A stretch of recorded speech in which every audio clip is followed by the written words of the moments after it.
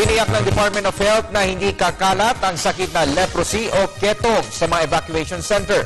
Dagdag pa nito, may supply din ng gamot para sa naturang sakit. Ang ulat mula kay Joseph Parafina.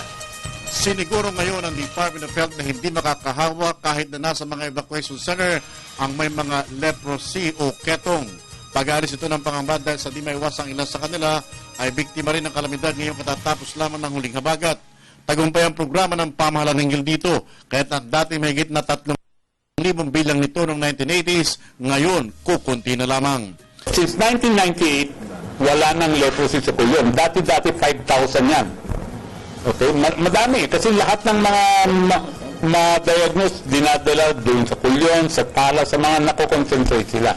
Kanya, yung leprosy elimination na with the medicines, madali natin nagamot lahat yan. Hindi nagasin ng problema ang sakit na ito ngayon dahil sa mga makabagong gamot na mabibili na sa murang halaga sa mga butika. At di na rin dapat ikahiya ang karamdamang ito dahil gumagaling na basta't malagaan lamang ng tamang medisina.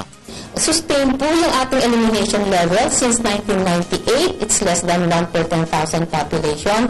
At yun po yung ating tinatarget, the control.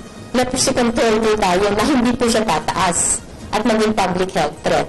Kumbinsido mga NGOs maging sa bansang Hapon sa ginagawang programa ng Pilipinas hinggil dito. Kaya naman bukod sa monitoring, nagkakalob din sila ng iba't ibang mga kalman para tuloy-tuloy na mawala ang leprosy o ketong sa ating bansa.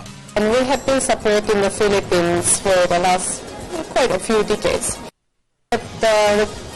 We have supported with the drugs and also the development in drugs. And as a result, we have MVP, which is extremely effective in curing the disease.